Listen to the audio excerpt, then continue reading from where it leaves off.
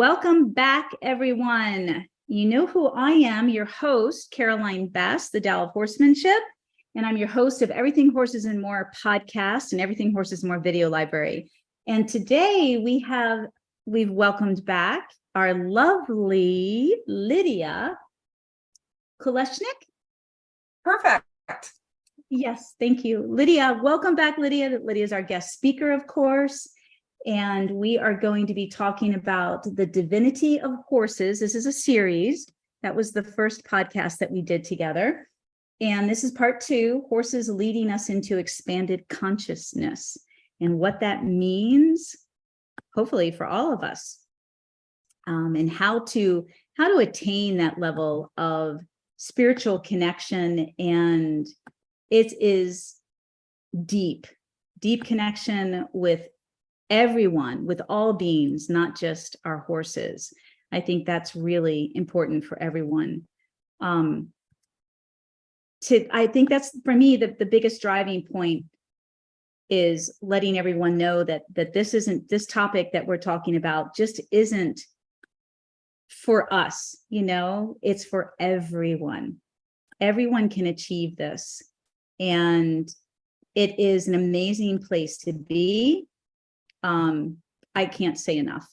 And I know, Lydia, you share the same. So real quick, let me do a couple of announcements and get these things out of the way before we start diving in really deep. I'd like to announce 2 amazing offers today from the Tao of Horsemanship from me, and they'll only be available 24 hours, ending tomorrow, Thursday at midnight. And they complement what we're talking about today. And the first one is I'm giving 50% off of my Discovering the Spirituality of Horsemanship Lifetime Master Course. It's a $1,000 course. I'm giving 50% off. And when we're done with this podcast, I'll provide the information and the code and where to go. This course teaches you how to create, for me, the deepest connection with your horse using the power of relationship, energy, and movement. So this is how you learn to become one with your horse in heart connection, which is your relationship, mind, which is your thought and your conversation, and the body movement. So it's a holistic approach. And Lydia and I are going to talk more about, what does holism mean and how do we live, maybe not so much, but how do we live a holistic life where we're integrated? We integrate the mind, we integrate the heart, the soul, the spiritual aspects of our life, and we integrate it in our body on a somatic, visceral level. What do we feel? How do we tune in and attune?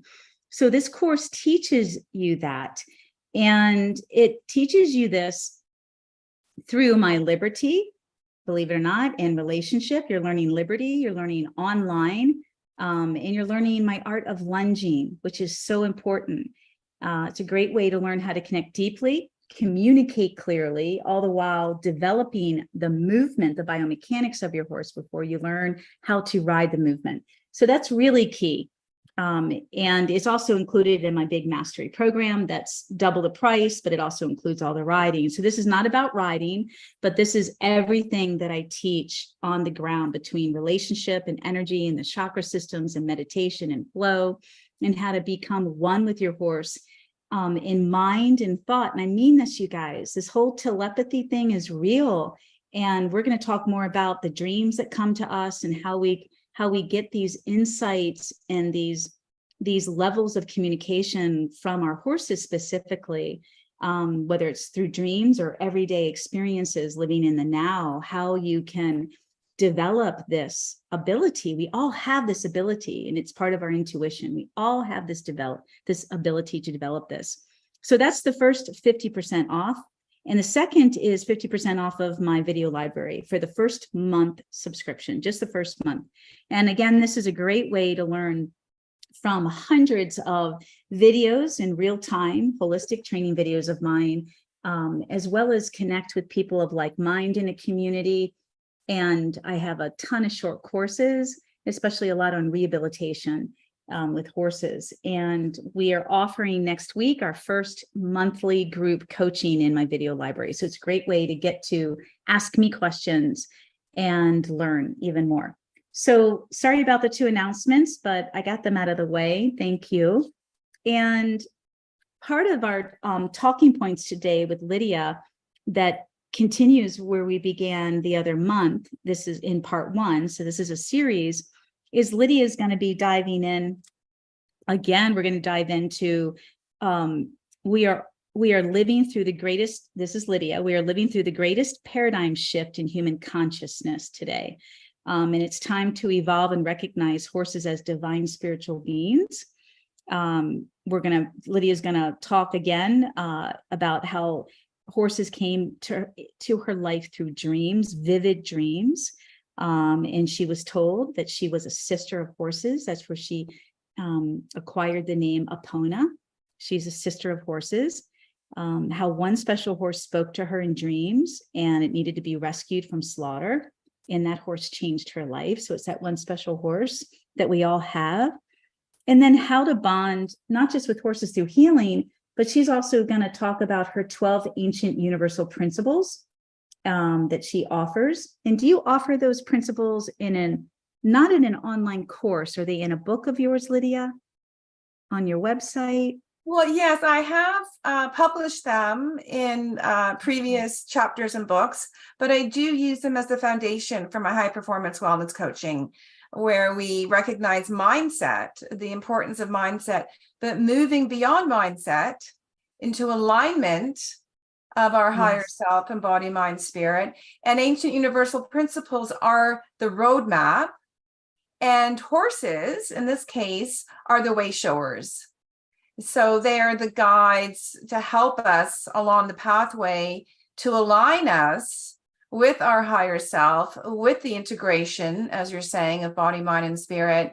And the principles are like the roadmap, right? And the horses are like the guide, and our life is the journey. So we'll talk a bit more about that. But That's beautiful. I put together 12 ancient universal principles from Taoism, from Taoist to macrobiotics. That is beautiful. That is beautifully, that's one thing I'm learning from you. So many things to feel, you and I've talked about this. We've had our own private, Zooms and talking, and they last for hours. We just get into the stream of consciousness, or we're responding in emails, and we have so much in common. I'm just learning so much. I'm learning how to articulate better. Your wisdom is amazing, and I'm just so excited I met you and that we are able to do this, produce this together.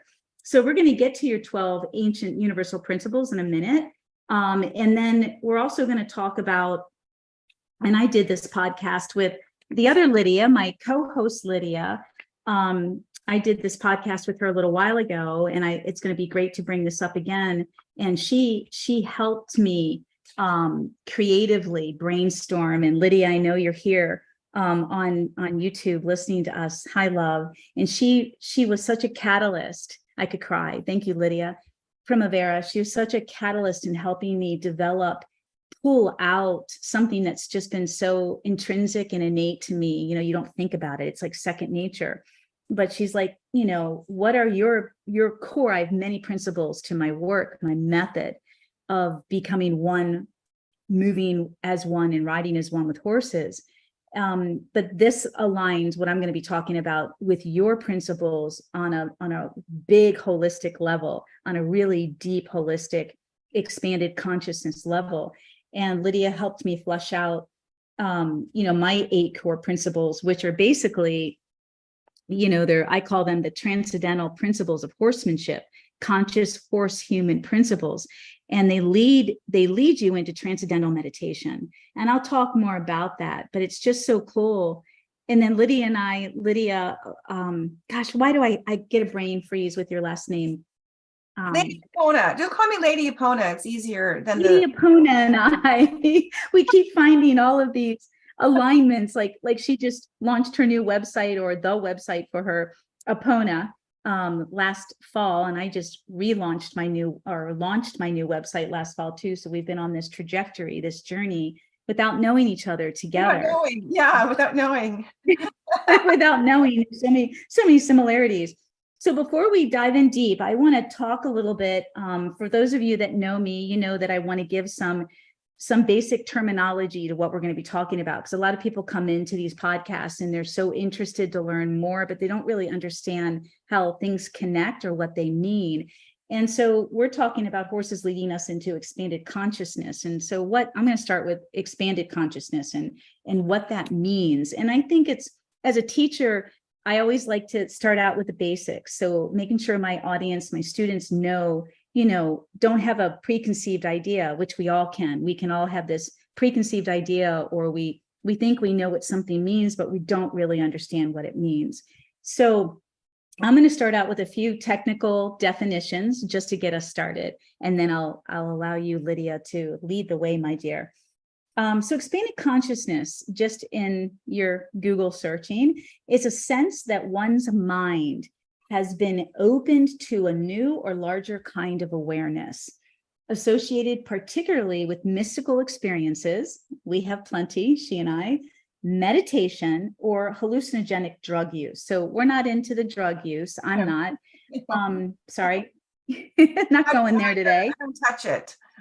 Yeah. You don't need it. So yep, exactly. So this is it, but we are going to talk about our mystical experiences. Yeah. We're going to share that, and we're going to talk about meditation.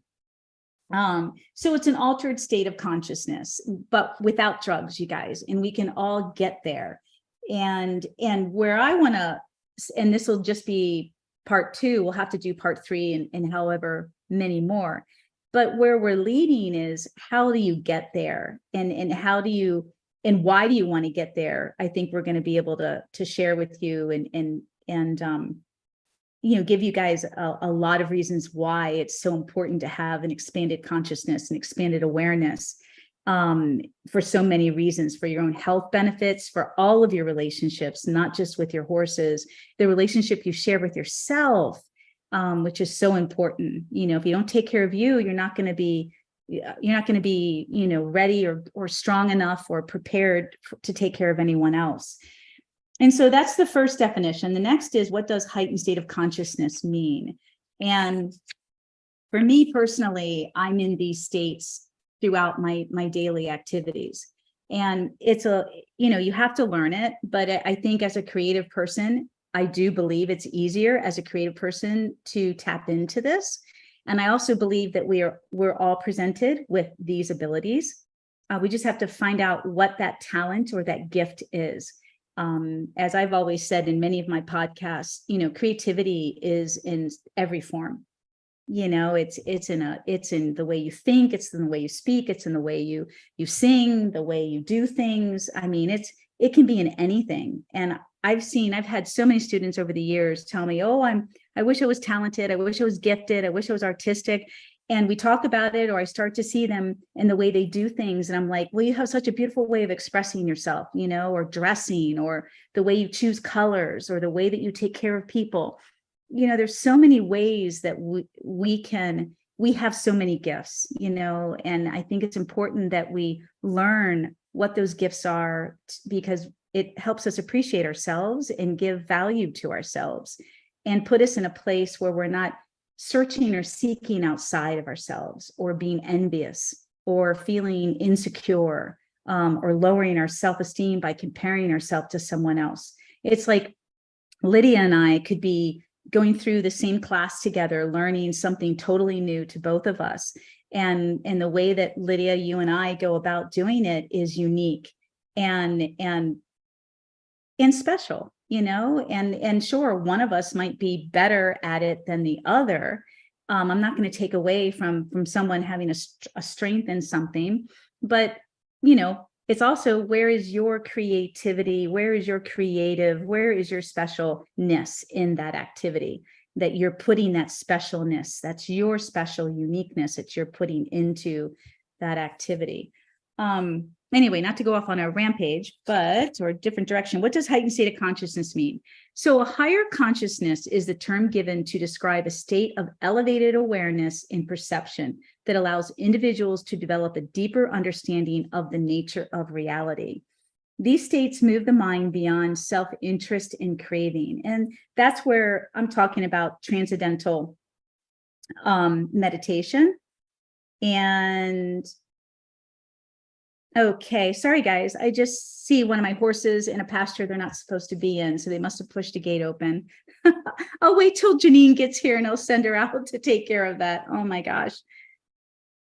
Hold on for 1 minute. Janine, we are live. Would you mind putting Blue back and closing that gate that he just pushed open? Sure. I don't want him in the back pasture. Can you believe that little stinker? Yeah, nobody's supposed to be back there. Thank you. Just grab a halter. Thanks, love. Sorry. So, the heightened state of consciousness, I mean, Lydia, what would your definition be? What's your experience with the heightened state of consciousness? Well, we're always evolving. So wherever you're at in your self-awareness and your recognition of what you consider to be reality, then we can expand from there, right? Yeah. So it never ends. Yes. It never ends, Why would we want to expand from there? Why would we want to heighten it? If you have a yearning. So not everybody's interested in healing and growing and evolving, right? But we are. Yes. We are. So there's a yearning. Yes. There's a yearning. There's something, as you were saying earlier, and everything you shared was expressed so beautifully. There's something, for example, with horses. So when we're with horses, then we have a sense that there's something more, right? There's something, we feel something, when we're ignited, something's activated when we're with horses, and then we remember the joy and the experience afterwards. But we want to have a genuine interest, a genuine, kind of like a healthy yearning to engage more fully in the beautiful joy and fulfillment of life. And this is a journey that goes on forever. So where I am now is I will look back as I commit to my own healing and personal growth. I will look back and think I was in the beginning, right, of this aspect of my growth and evolution, or expanding consciousness. So when we're expanding consciousness, we're integrating who we are in the present moment, allowing, accepting, honoring yourself for who you are, forgiving yourself and embracing yourself, so that you have a foundation like a trunk of a tree from which you can grow more branches and blossom. And for a higher consciousness, if someone is really interested, in expanding consciousness, we really want to be grounded, right? Yes. In our core, you might say earth. So you want to be that quiet. You want to be that tree. You want to be that trunk. Your core is the trunk of the tree, and the tree can grow greater and healthier when the roots and stronger. Yes, and stronger. That's the metaphor I use all the time, isn't it, you guys?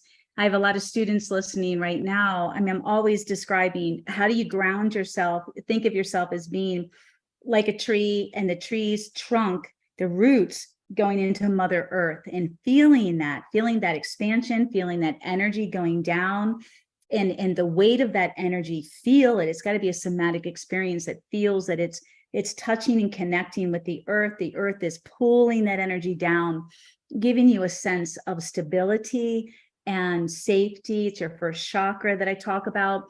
Yeah, expanded consciousness, you have to learn how to be in the moment. You have to learn how to be quiet. And that's what you're talking about, is get grounded, get still, get quiet, so that you can hear, your sensory awareness is expanded and heightened. And you're also, that's what allows you to attune and tune in, as I call it in my work, become a tuning fork. And your chakra system becomes that tuning fork. It is the horse's nervous system that is their tuning fork. And they also have their chakras aligned in their body, just like we do. So yeah, it's important, for me, in work, because I'm teaching people how to develop themselves so that they can develop their horses to their fullest potential together. And you have to start somewhere. So this is where we want to start, with the first chakra, with being grounded, to help open up the expansion of the consciousness, of the energy pathways, for all of that to happen. It's profound. It's it's simple. It's more simple than, it's easier than you think. And I think that's where I know that's where meditation comes in, and helps us experience this on a deeper level and expand. But you have to learn how to do that correctly. There's so many different levels or types of meditation. Everything okay? Thank you. They were both out. Those little stinker pots. And they're so funny. Well, Janine's here. Hi, Janine. She hasn't been on one of our podcasts since she moved last year. This is great. And she's back now. So what happens when you reach a higher level of consciousness? According to, what's out there, a person who experiences a high level of awareness tends to be more in control of their thoughts. So this is where it's so beneficial to us on a personal level, not just in our relationship with our horses, but here we go. It helps us be in more control of our thoughts, the ability to pay attention to detail and analyze the activity around us comes through heightened awareness, heightened sensory awareness. And so often we're going about our daily life preoccupied, thinking about yesterday, thinking about tomorrow, thinking about the future or the past, but we're not in the now, the present. And so I'll end it here, this conversation. What does pure consciousness feel like? According to this scheme, typical characteristics of pure consciousness seem to be, for example, the perception of silence, clarity, and alert awareness without ego self-consciousness. And for me, guys, I've talked about this before, and Lydia and I have talked about this. When I'm in that heightened state of consciousness, it usually happens for me anytime I start speaking about these things, or anything that I feel passionate about. Like I can say 99% of every video I've ever made, I'm in that heightened state of consciousness. And I am speaking into the camera. I usually always have a horse with me, whether I'm sitting on them, getting ready to ride, or they're next to me. And I have a heightened sense of awareness, meaning I can speak absolutely. Like, most of my videos are never edited. They're real videos, you guys. They're edited to upload and to put an intro and an outro and whatever, I want to slice and dice, but I don't have to retake my videos. Rarely ever do I retake my videos. They are a pure stream of consciousness. And during that process, I never remember what I talk about. I hardly ever remember it. It just comes through me and I am buzzing. So I feel like my 7th, 8th chakra is buzzing. I'm tingling in my fingertips. Sometimes I get chills, and I can hear the wind. I can hear the birds. I can see everything around me so clearly, even though I'm focused on the camera.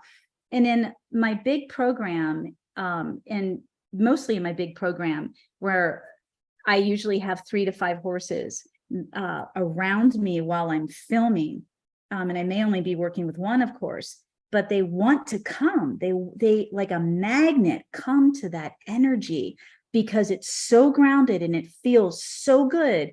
It's such a strong energy. I've been practicing this for so long that it emits a frequency that they can feel, that puts their nervous system in their endorphin. And you see it in the videos, and they're all asleep.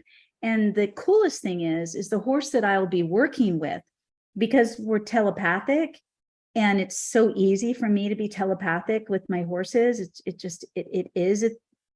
And this is how you can begin that journey, is that the minute I'm done, and Janine has filmed so many of my mastery program videos 5-7 years ago. It was you out in the heat filming me several days a week, and me editing till 1 p.m. at night. God love you, girl. And one woman show here. And the cool thing is as soon as I'm in this group of horses that's asleep, and you guys have it, you see it in the videos, soon as I'm talking to the camera, and as soon as I start to think about where what horse I need next and how we're going to move on from the camera to now me in action, that horse wakes up, usually stretches, yawns, and looks right into the camera or looks straight at me while I'm still talking, but my mind is already thinking about, I need to get so-and-so ready and we're about to do so-and-so. This is where it's transcendental. Like, I don't know, Lidia, what the word is, where you can be in the moment, but you're also in other places in that moment. I don't even know what the word is for that. Multidimensional flow state. So what you're describing in terms of expanding consciousness from the center of our being outwards, beyond the mind. Let's just think beyond the mind for the moment. Let's think about our state of being, our essence, right? What we're radiating is what you're describing. Yeah. That's a flow state. From the heart. Yeah, that's from the heart. Yeah, from the heart. So that's I love what I'm doing. I love my horses. I love what I'm talking about. I don't even remember what I'm talking about. It feels like that. It feels so strong. Well, you're channeling, right? So you're a master channeler, and channeling is always most, aligned when there's a receiver. So when you are knowing that when you're doing a video, as you're describing, and there is a receiver, there are people who are watching it, and the horses are around, then it's real. It's not just, oh, I'm thinking I'm going to talk about this or that and write it on a piece of paper. You enter into an aligned flow state, channeling what we call the universal energy of yin and yang, or we call heaven, meaning non-religious, like heaven outside of the earth, and then the earth. And then you are at your potential as a high spiritual being who is multidimensional. So we're all multidimensional, and each person on the planet is a high spiritual being. And so, but it becomes more evident, or there's greater opportunity to be in that state when, in this case, is a beautiful example, what you're describing, that there's a receiver. I remember years and years ago, I listened to a channeled message about high spiritual beings who talked about helping to heal the earth. And they said, well, people ask us, why don't you just send all this white light and all this energy to the earth and solve all our problems, right? We'll all be infused with white light and all the darkness will go away. So why don't you do that? Well, there's a number of reasons, because we're on our own journey right here of our own self-empowerment and self-mastery and expanded consciousness. But they also said something very practical. And I always remember this is maybe 20 or 30 years ago. They said, we need receivers. If they just sent the planet an infusion, of massive white light, and there weren't people, beings, horses, humans aligned with that energy, able to process, able to receive, assimilate, distribute and radiate that energy. So pillars of light, as you were saying, you're like a vehicle, right? You receive information as you're talking. You don't remember because it's from expanded higher consciousness, right? But you're grounding it. So we talked about you're grounding it on the earth to communicate that message in a way that we can understand.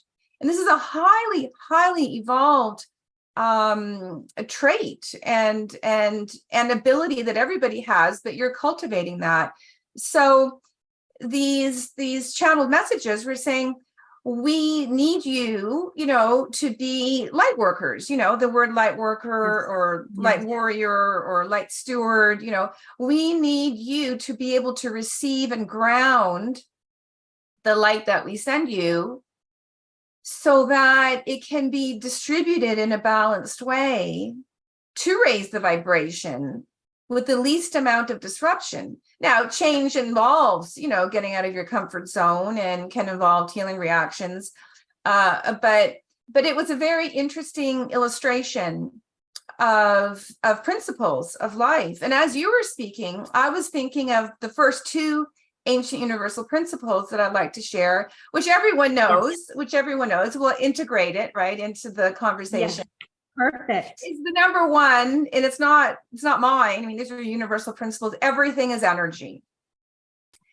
So when we work with the ancient universal principles, we will naturally start to expand our consciousness because they are in alignment with the high frequency of the whole universe. And they help ignite our insight. They help expand our awareness, and they help align our vision, our perspective, our understanding. So number one, everything is energy. And as you're saying, my second universal principle, which we mentioned in our last interview, energy never lies. Yes. You can't fool Mother Nature. And I've always loved that one. And so when, as an example, when you're with your horses, when anyone's with their horses, you can't fool them, right? They feel your energy. And we're talking about visceral. So the concept of energy is becoming well known and more fashionable. You know, people talk about, you know, I'm aware of energy and everything is energy. And now the time on the planet is to really go a little bit deeper, which is the point why we're guided to have this conversation and talk about it more from a visceral rather than intellectual understanding. Yes. Thank you. And that the everything is energy. Sure, we can start to kind of get that. And, you know, in our life, we can do exercises. Like you can make a list of what drains me. You know, what when I do X, Y, and Z. Like when I do paperwork, I kind of go gray and I get drained, right? But I know I have to do it. So I have to balance and manage my energy, right? Or when are you energized? So we all know, everyone here knows that when you go see your horses, when you go visit horses, you could be really tired and during and after, how did I get all this energy, right? Or happiness or fulfillment. So working with that first principle and seeing it in your life, there's a great tool exercise to make a list. What drains me? You know, what makes me feel happy or fulfilled or more energized? So that's kind of like an intellectual way, which is a good step. It's a mindset. I call it mind. That's the beginning of mind mapping that I teach in my coaching. Mind mapping, where you do a pros and cons list. So you start to identify what's, like you just said, what's good energy, what's draining me, what's creating abundance, you know, instead of depleting me. And I just want to add, not to be rude, because I know people are going to be like, how do I, how we do flow so well. How do you, like, so many of my students will be like, gosh, I'm so drained. And I know I'm bringing that energy to my horse every day. And I only have so much time, you know, how do I change this? And we're talking about it right now. It begins with being aware of what you feel on a visceral somatic level, what you feel inside. It begins there. And then learning how to ground that energy and kind of give it you can give it back to the Mother Earth. You can let the Mother Earth take that and come from a place of feeling stronger and more abundant, not depleted. But we have to learn to become aware of how that's happening and when it's happening before we can start doing anything, I believe. And often I say to my students, just start spending time with your horses.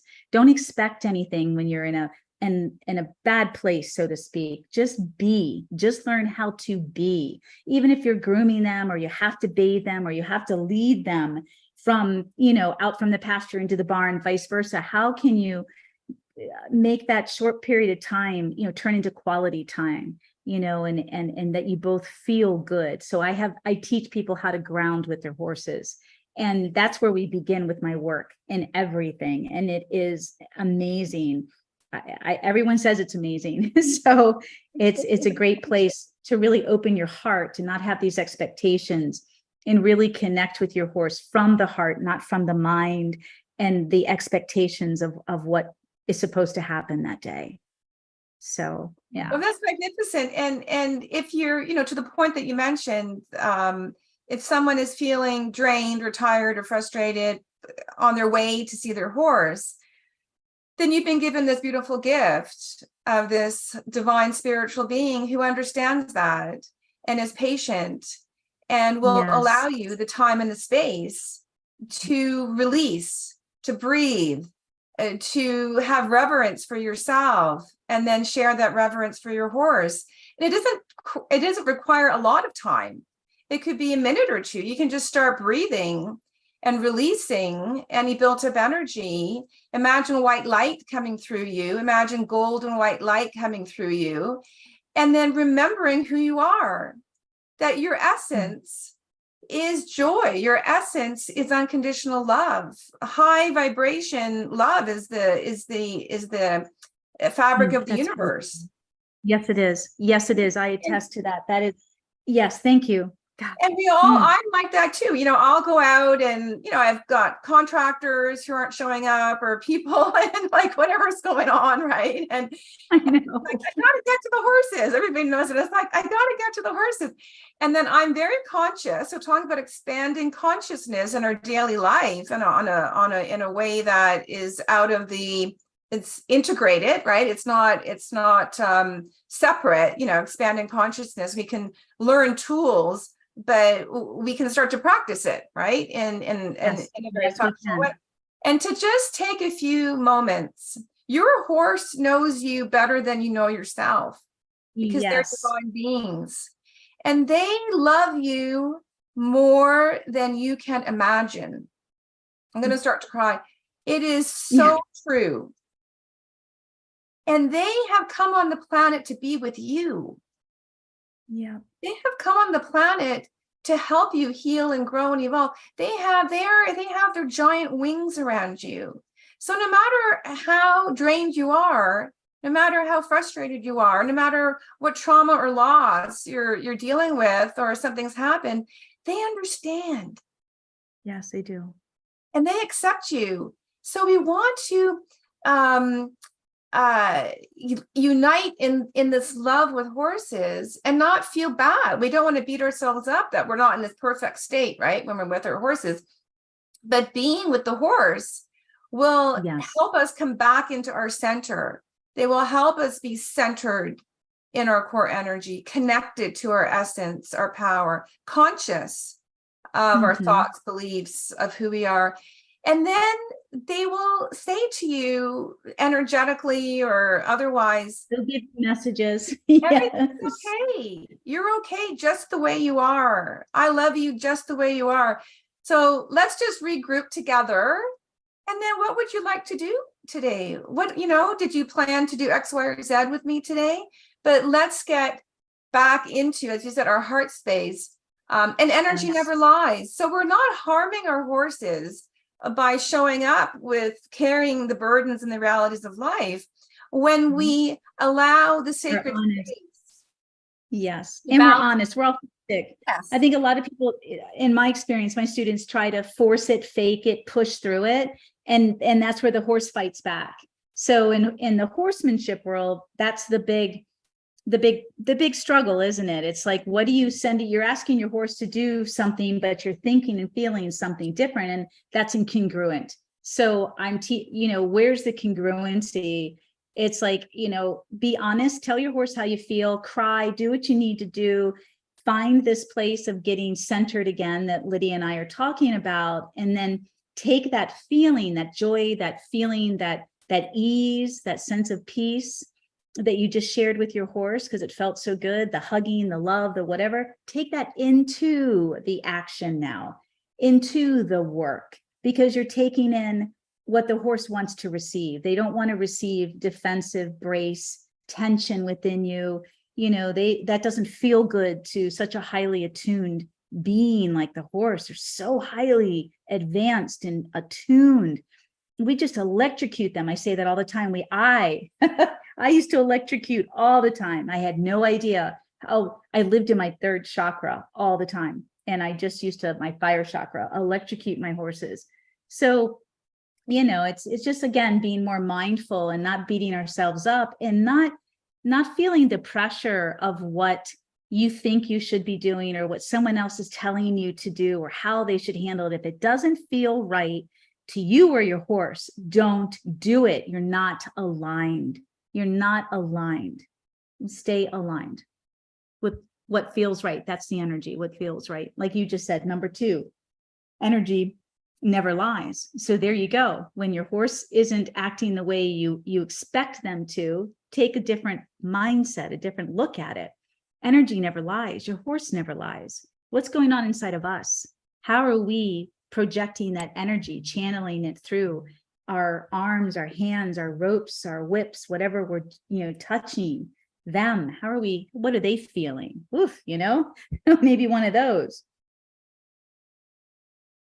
Yeah, no, that's, again, beautifully said. And as you were discussing that as well, like the previous things you were mentioning, it's about being in the flow state.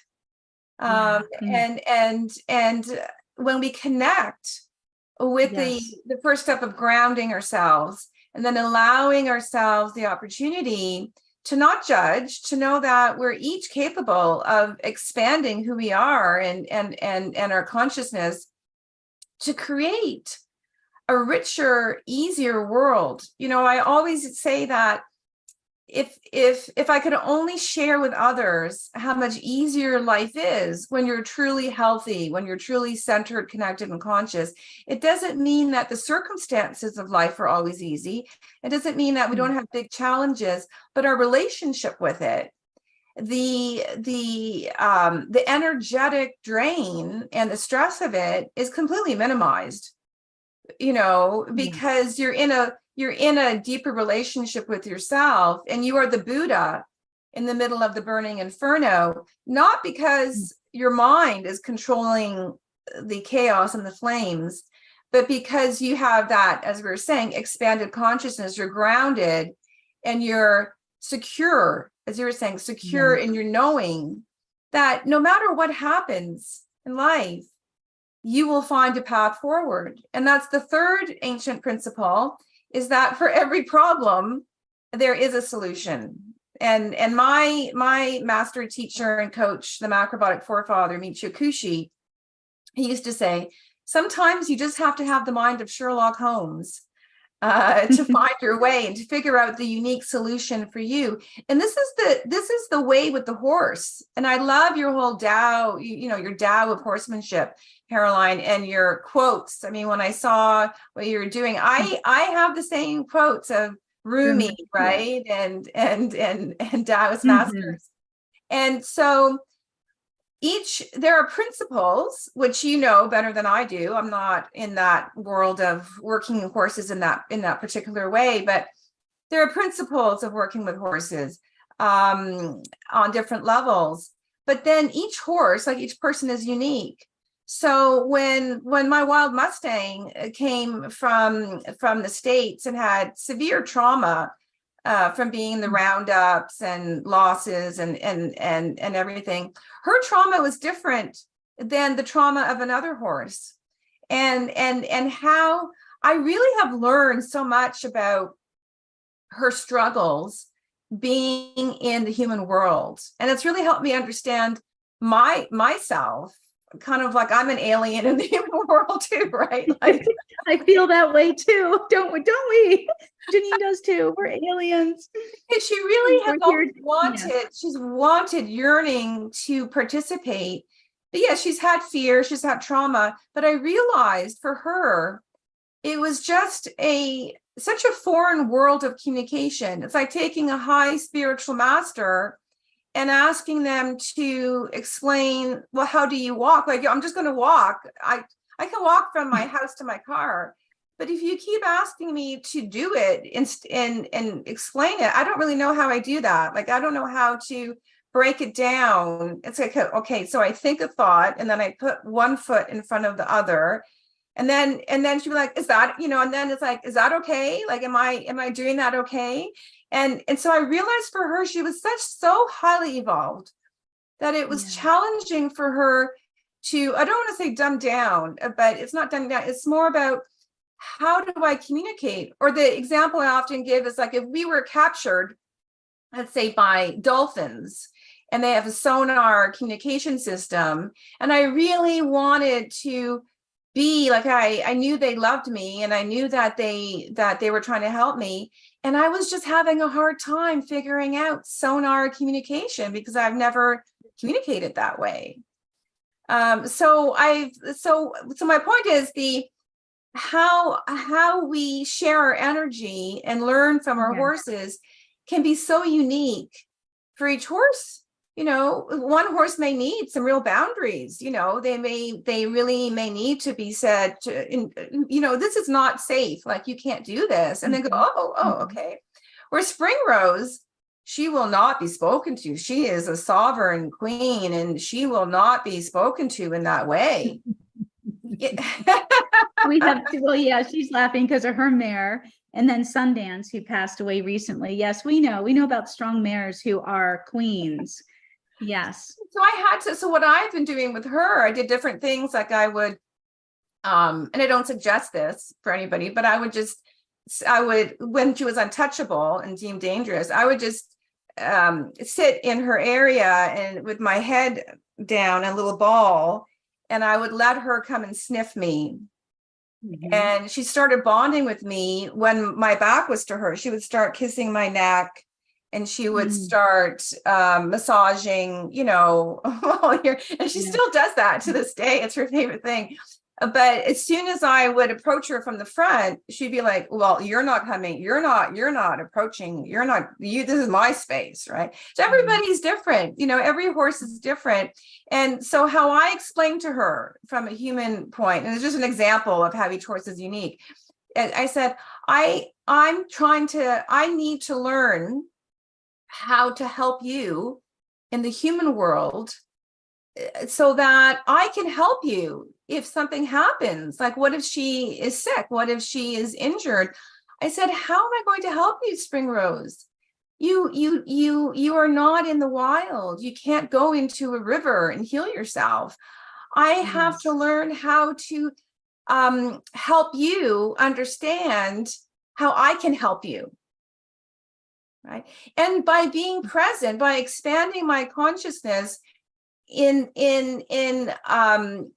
accepting that she's a bit different, and not beating myself up. That I found out lots of people tried to gentle her with and said, not a chance. Like, she is not, like, this will never happen, right? And I've never gentled a wild horse, but I arrived with her when I go to see her. She requires more than any other horse that I am present. Yes. So did my mare Sundance. Exactly. Yes. And to the day, I mean, before she passed, and everybody knows this about her in so many of the videos. I mean, you could not come into her space unless you were present, and unless you asked for permission, and unless you came from the right heart center. You had to learn her language and how to respect her, or she'd kick at you, bite at you. And like you were talking about, this particular mare of yours, Sundance, when I rescued her at the age of 3, she was going to be put down because she was so dangerous. When she was neglected and left behind with another horse, and when the rescue got her, she was attacking them, teeth, barrel, double barrel kicking, trying to run them down. She was 3 years old and that aggressive and that defensive. And they were going to put her down until, they knew me. And here I showed up and I took her, but I made that pact with her. She was never that way with me, because the first time I met her at the rescue and I saw her running, trying to run down the trainer who's got this whip in front of her, and she's running backwards as Sundance has got her ears pinned, trying to nail her. And I just jumped out of the car and I said, may I? And I just jumped in there just with my energy. And I was like, you will never be that way with me. And I will never make you feel that way. And she just looked at me like, whoa, what just happened? And I said, I will respect your space, but you must respect mine. It's always going to be a give and a take here. Doesn't mean she didn't still try to kick and bite and attack other people, but she was with me, and she was on her way to healing and teaching. Wow. Holy cow. Magnificent. And that's what I was saying about the Sherlock Holmes mind, right? Yes. For every problem, there's a solution, because sometimes there's big challenges, whether with horses or something else in life. And it's through the journey to find the solution, let's say, that we expand our consciousness, right? Yes. Yeah. Right, Beautifully put. that we are open to exploring new territory, right? No one ever said to me, do this or that with spring rose, or Yes, you know, exactly. I just let it flow. I just let it flow intuitively. And then you learn from masters like yourself, Caroline. You know, that's you're providing a pathway for people to have the mind of Sherlock Holmes and their own self-empowerment through that. And so that this is a huge gift that you're giving to humanity and to horses. But it's always refined. So we take what we learn or our intuition and we keep refining it. So we have what I like to call, we have our own AI, each human, we have our own advanced intuition and advanced intelligence. Oh, I like that. AI, advanced intuition. And advanced, you're brilliant. Advanced and higher intelligence is higher consciousness, not intellect. Yes, it is. Yes, it is. Yes, it is. Correct. Intellectual dominance is what has got the planet into the situation. It's ego driven, and that is the hardest place. I mean, oh gosh, that'll be we'll expand this series, but I think that's something that we need to talk about the next time in part 3, is really understanding the difference between the intellect taking over and the intuition taking over. And the easiest way I can explain it is what you feel. When you feel something and you learn, like I said, the tuning fork, how to tune in and feel how it resonates in your body, then you're learning somatically, viscerally, you're learning through sensory awareness and intuition versus thinking. I have a very difficult time, and so do my students have a very difficult time with me if they come to me with a very book read and very, well, have you studied with this person? And I've been in India and I studied with this master for 10 years. And do you know this type of Taoism and yoga and Buddhism? And I'm like, nope. I'm like, I just know what I know. I've read some books. I've done as much personal introspection and that I can, and I'm where I am because of that. It's not because I studied with anyone. I never had that opportunity, but I don't want to go down that way. I don't want to get into brand names. You know, to me, as soon as you attach yourself to a brand name, even me, well, do you know Caroline? Do you know the Tao of Horsemanship? I mean, it's how you say it. Then as soon as you attach yourself to that, that's the ego, you know, because now you're using that name to inflate yourself or to give yourself credit. And it just get out of that space. It's what you've experienced that, and if it's been good and it shows up good in your life, you know, who you are and in areas of your life, then that's all that matters. That should be the barometer that you measure your success or your knowing or your intelligence. And we should be guided by the heart, not the mind. That is what really messes us up, all of us. And it's a constant fight because that's how we are programmed. And that's how it's a constant fight isn't the right word, maybe for some of us, but it's a challenge. It certainly was for me coming back into horses and my Trinity being masters, especially legend at, you know, F you. You come in with that attitude, you come in with that level of energy, you come in with that mindset, and I'm out of here. Same with Sundance, I'm out of here, you know, and I'm like, wait a minute, you know, I'm practicing someone else's method, and I'm like, oh, this is supposed to work. And they're like, bye-bye, you know, forget you. You're going to have to figure out how it's going to work for me, the horse, you know, and meet me where the horse need to be met, where I need to be met. And it was amazing. They were my best teachers.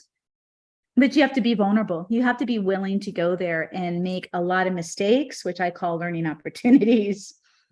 Yeah. Yeah, no, and it's as you know, as you're talking again, we're aware that for every challenge there's an opportunity. And we won't get through all the principles today, but I love how it's integrating. It's that the fourth principle, and this is direct from macrobiotic Taoist theory, is everything that happens to you is what you lack. All that is antagonistic is complementary. So any challenge you have, any Yeah. horse that comes into your life Yes. that is challenging, they are helping you. So everything that Yeah. happens is what you lack, meaning it's time to expand, right? Your consciousness. It's time to be willing, as you're saying, and be interested in embracing a new opportunity for your own personal growth, for your own Growth. mastery. Yes. So all teachings, it doesn't matter if they're well-known people or ancient people or whoever, they're only there to activate your own self-mastery. Because each person is That's beautiful. a master. And so we Mhm. can choose to not be on that journey. And that's the free will universe. But more and more people on the planet are really interested in how to create, Mhm. very simply put, a higher quality, more fulfilling, spiritually connected life. And Yes. that is the journey of self-mastery. And the journey of self-mastery, provides us with so many opportunities to learn intellectually, like learn theory or, from books or ancient texts or from people. But then we make it our own, and we're supposed to make it our own. We're supposed to own our power. And we're Yes. supposed to cultivate our sense of self. We're supposed to feel secure in our own state of being. Because when we feel secure, we don't have that overwhelm and that level of fear. We can have concern for the future. It's good to have concern about certain things because Yes. that brings you into alignment and helps you prioritize. Yes. But we don't want fear to overwhelm our higher senses, right? And so Beautifully put. so Mhm. all of this can come together in our journey of self-mastery. So there's nothing exclusive, it's all inclusive, right? So even if someone loves having studied with XYZ in India, Mhm. that Yes. teacher will still want you to own it for yourself. Yeah. And Yes. this is part Beautifully of put. expanding consciousness, right? Being totally present in yourself and feeling connected and feeling the joy of that connection. And that you will always find a way forward. It may not be what you think it is, but you will find a way forward. Beautifully put. Tell people who aren't familiar real quick with your personal experience in healing yourself, because you almost died. You were very ill as a young person, as a child, and you came about this knowledge, this amazing knowledge. You healed yourself, for God's sakes. You walk the walk. I do. I've been through the fire. I've been. It's like in Yes. Lord of the Rings. If any of you watched Lord of the Rings, when Gandalf gets pulled down by the Balrog, it's like I got pulled down. I got the rope around my ankles, and I wrestled with the Balrog more than once. But when Gandalf came back, he was Gandalf the White. He wasn't Yes. Gandalf the Gray. Right. And so I was born, very briefly, I was born with deformed organs, and that resulted in severe digestive disorders and endocrine disorders. But it never affected me mentally, emotionally. That was my gift, right? So Mhm. in holistic healing, people talk a lot about the physical ailments coming from emotional, experiences or beliefs, which I support. Certainly, I've worked with many clients, for sure. They all work both ways, but literally both ways. So when you strengthen your physical, which is everything is energy principle, every cell in the body is an energy Yes. center. So your physical is a frequency as much as your emotions and as much as your mental aspect. When you strengthen your physical vessel, then you can strengthen everything else, your thoughts and beliefs and consciousness, right? That's part of the tree trunk that we're talking about. So I never felt defeated. Sure, I felt despair or frustration, so much pain, and didn't know what to do. I just thought that was ridiculous. Like I just thought, like, I am not here to have this experience. Like, I am not going to struggle the rest of my life and degenerate physically. That's just not an option, you know. So now when I work with clients who have serious illness, if they are really interested in healing, then we often use the mantra, not recovering is not an option. And then the way will come forward, the way, the Tao, Yes. right? It will come forward. Yes.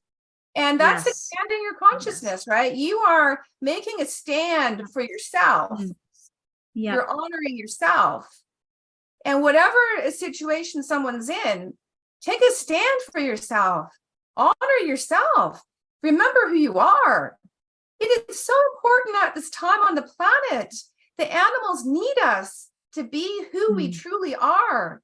We need us to be who we truly are. I have to say, destructive playtime is over. I love it. Oh, I love it. Playtime is over. It's not judging anyone. It's not saying you're not a good person. It's saying it's okay. It's okay to feel powerful. It's okay to feel that I'm a good person. It's okay that I can dream and take steps towards that dream. And that's what I did. I said, I will not decline. And that's when I found the book, The Power of Positive Thinking, in our country schoolhouse. I lived on a farm, a black and white TV with 3 channels, and 1975, right? And that changed my life. And I forgot I read it. I actually forgot I read it till I was in my deep healing in my late 20s. So I started with mindset at the age of 10, and also with nature, sitting in nature in the circles of stones with the raven and the fox coming to me, and dreams of animals and horses and spirits, and having a good laugh with them. Like, they would come to me and we would laugh about some of the beliefs, right, that hold humans back, right? Wow. But it took me from the age of 10 to about 30, and it was challenging. Yes. But what am I here for? I'm not here to give my power away and slowly degrade and degenerate. Now, if somebody chooses to have a certain state of health because that's what they're meant to experience in this lifetime, then that is their empowerment. If somebody chooses to transition and ascend, then we're all going to leave the planet, right? At some point. That I support clients who make that conscious choice. But for those who know and feel and yearn that they are supposed to have more time on this planet, and that there's more within them to awaken and to share, you are needed. You're needed for yourself, and you're needed. Look at the horses. Look at the horses who are suffering. They need you. They need you to step up and feel okay with feeling powerful. It's not something that we have to dumb down ourselves anymore. Especially women. I feel like, I think across the world, I don't want to get political, but just women in general in society, I have really taken a huge step back. There's just a lot going on that's just, and men too, and there's a lot of toxicity out there. It's crazy time right now. It's like, if we're all just going to be individuals, which is wonderful, why not embrace our own individual specialness and feel empowered, but there's no need to disempower anyone in that process. That's what I find absolutely not okay, is don't take someone else's power or specialness or uniqueness away. And so to me, that's being inclusive, right? We're including everyone, then everyone deserves that. So I find that really tough in today's climate, so to speak. It's crazy out there. And here we are, in this podcast, trying to reinforce and enforce and support, everyone's ability to feel empowered and blessed and in control of their life, so to speak, even when so many things feel out of control. We are still in control of us. We are still in control, even when we feel out of control. That's something a lot of us don't feel, I think, you know? Well, We they don't don't want to take feel away the power of the horses either that. Oh, through they're amazing, through what I amazing call teacher. a medieval mindset.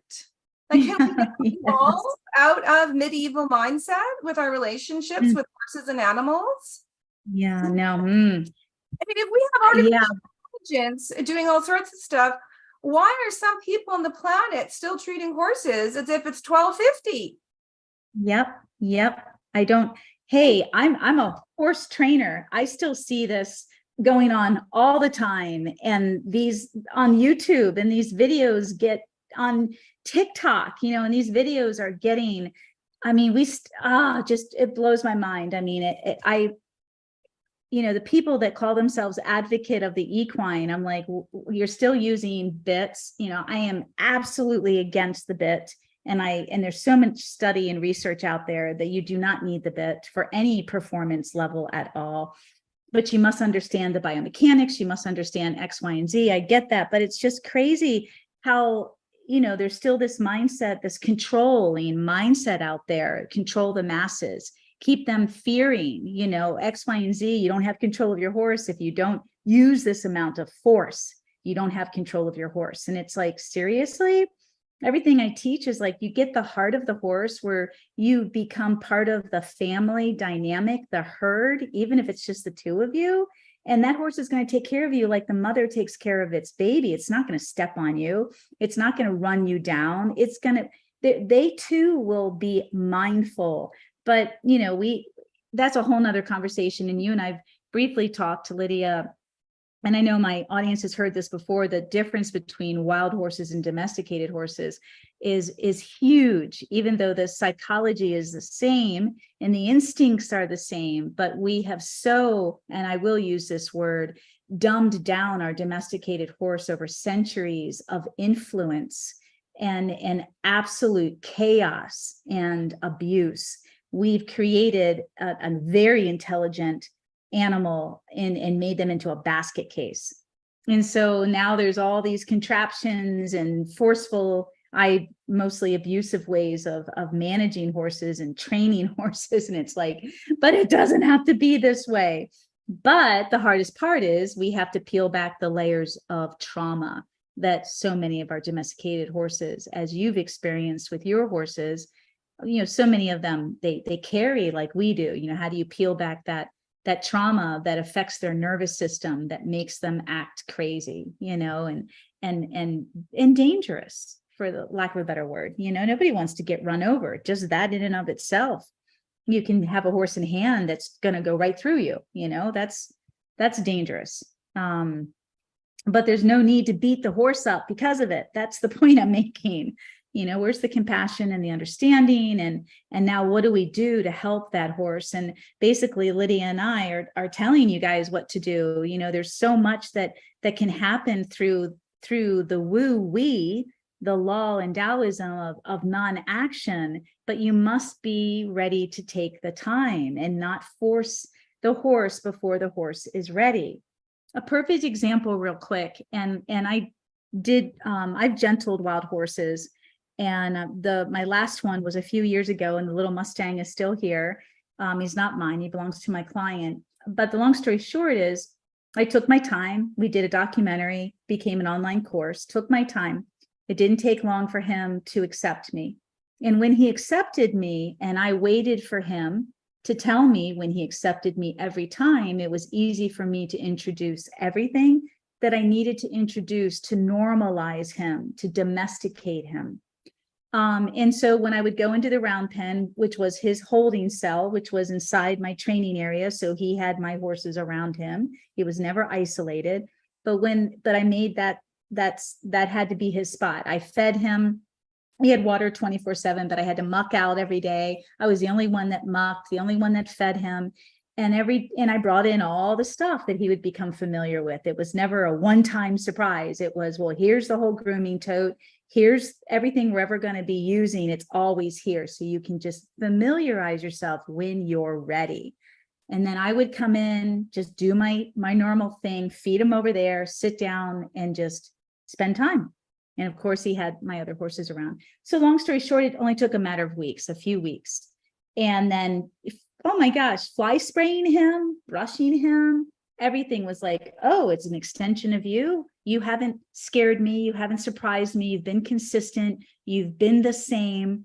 And it's felt good. And it's put me in my endorphin, you know, the nervous system that is releasing the feel good, calm hormone.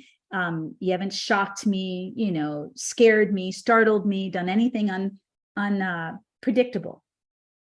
So nothing was ever an issue. And just this week, before I left, I had a long weekend vacation. So before I left, he had gotten kicked and had a huge hematoma on his chest. And I told my helper, staffer Clarissa, that's been here for years, I'm like, you know, cold hose it, give him a little bit of Banamine the first couple of days, and keep an eye on it. So I come back and it's this hard mass. So now I'm like, oh my gosh, we have to do heat, we've got to do poultice, and we have to do ice. How am I going to put an ice pack on your chest? So, you know, I'm running around. It's my first day back yesterday, and I'm running around. It's my day back real quick, and I'm taking care of the horses because Clarissa took the day off. And I'm like, oh my gosh. So I'm like, no brainer. I'm like, what do I have that can strap this on him? And I had an old slinky. And if you're not familiar with a slinky, it's just this tight webbing, like stretchy material, like a workout pant, but it's thinner for horses.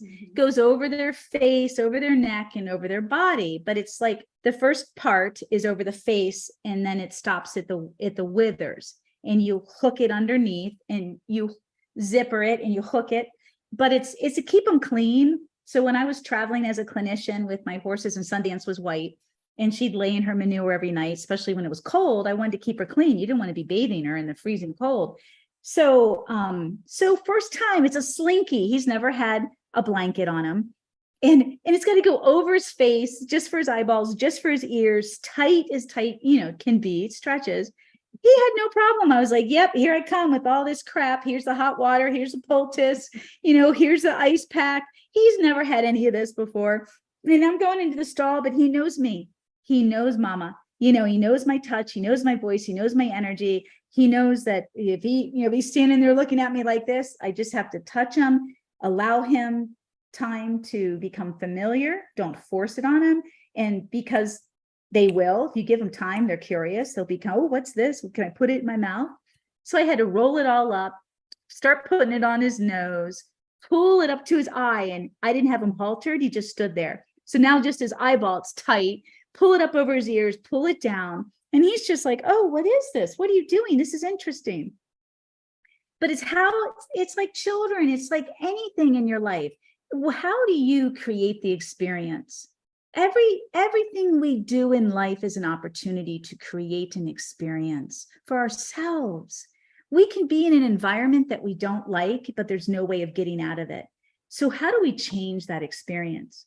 And it is a mindset, and it's also energy. It's you can think one thing and still be tight and pissed off and bracing against and resistant against the experience. But if you go, hey, I'm here, how can I make the best of it? I'll be out of here sooner or later, or maybe it's a dangerous experience and I have to think my way out of this. But this is really important. I mean, he was just amazing. And by the time I stuffed the ice pack in there and I unzipped it and Velcroed it around so it could, stay over for hours. He had to put up with that yesterday for hours, today until that damn thing goes away. And it could take about 30 days. This thing is massive and it's hard. But anyways, it's the experience that you create and what you bring into that, the mental energy, the physical energy. And it goes back to energy is everything. Principle number 1, and then number 2. And Lydia, you asked what was number 2. You missed it.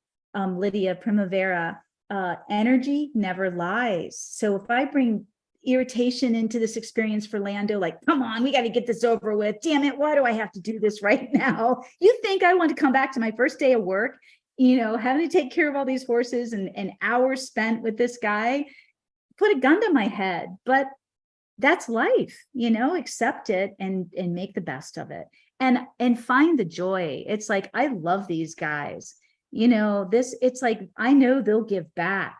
And I was actually, I'm getting up from my desk every so often, running around to do all this stuff and take care of everybody. I love it. Yeah, I was getting in the way, and I'm like, oh, well, I'll just push back and work a little later. And this stuff has to get done. It has to get done. So how do you bring that positive into the experience to the best of your ability? What a beautiful story. And thank you for sharing that experience with us. And 100% what you're saying, we have, as conscious, highly evolved conscious beings, a choice to create the experiences, the energy of whatever we're in, how we hold that space. And as you said, there are many, many examples in history of people who have been in horrific circumstances and trapped, and they expanded their consciousness. They elevated themselves. You did that. You're living proof of that. I've had some crazy accidents that I walked away from, and I totaled and crushed all the sides of my Land Rover, and I should not have walked away from it. And I walked away from it, you guys. I mean, it is real. Can you think about what we can do, all of us? How, like you said earlier, and we're going to be wrapping up, it'll be an hour and a half, and it's 3:00, and I have to take care of the horses, you guys, because that's what I do every evening.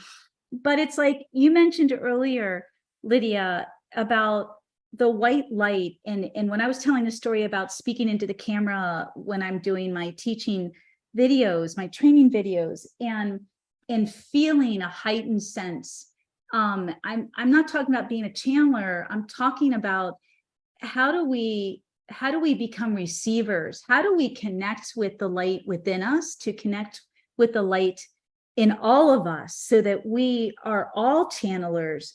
And that is the only way we're going to make a huge difference. We have to learn how to cultivate that within ourselves, so that we know what that feels like, we understand it, so that we can then share that with the horse or each other, our children, anyone, our loved ones, anyone. We have to start within and then reach out. Well, you're saying to become the conscious leaders of our own lives. And as we become the conscious leaders of our own lives, we radiate out positive energy and naturally become conscious leaders of the world. You don't have to be a political leader or an economic leader. You are the leader of your own. We're moving from self-blame that keeps us in low vibration into self-responsibility and the joy of taking ownership of your, as you said so beautifully, you're creating your experiences. Things may happen to you, but you choose what kind of experience it's going to be from within, and then how that flows and then unfolds in life. And we are actually, if you understand, not that you don't understand, but if the viewers understand that we are all energetic beings. Every cell in the body is an energy center. It's a spiral of energy. We have the chakras, but every cell is. So we are naturally all channelers. We're all pillars of light. We are, the blade of grass is a channeler. So when I introduce Reiki, I've been doing Reiki for a long time. When I see a client for the first time, I walk them through what is Reiki, how do you channel energy, because Reiki is the adding of energy to another being that's already channeling energy. So it always works based on principles. So what you're saying is, how do we remember that we have this ability as receivers and transmitters? And this is exactly what Taoism and macrobiotic theory would teach from the beginning, is that we are receivers and transmitters of energy. You are not significant. You are powerful. You are an incredible channeler of light and energy, and it's meant to be strengthened, and it's meant to be radiated out for the good of all. Yes, we all are. Every one of us. Absolutely. And it begins with honoring of self, that you're worth your own self-care. If you are constantly in destructive habits and patterns, it is hard to cultivate and expand your ability to be a channeler of energy, because you're already a channeler. So one thing that everyone can think about today is reflect on your daily life, and what comes to you that you think you no longer need and that you can release, that will help you feel better, that will help you feel physically better, emotionally, mentally better. And we want to start to take the layers of toxic inputs in our body away. So for somebody, it may be that I don't need to smoke a pack of cigarettes. Maybe I'm going to just try and do 2 cigarettes, right? And then slowly have no cigarettes. Maybe that's a tough habit. A bottle of wine on Friday night. I'm going to have a glass of wine, and then eventually I don't need. Wait a minute. Are you talking to me? So whatever it is for each person, think of one thing. Maybe it's not staying up so late at night. Think of all the things that and one thing, start with one thing that could help strengthen your energy. I talk about rituals. Yes. I talk about rituals for people. Like, what are the little things you can do that don't take too much time? Because it's always, I don't have all that time. How can you replenish yourself? What are some of the small things you can do that give back to you, that make you feel good? Maybe making a special cup of tea every morning, or that special coffee, or doing something. Rituals are really important to creating. They're important to horses too. Routine, creating structure, and something to look forward to. And even if they get, not been out of shape, but moved around throughout the day, we can always come back to one or several of them, even if they don't happen exactly when we'd like them to. But the giving back is so important, the self-care, and in so many ways.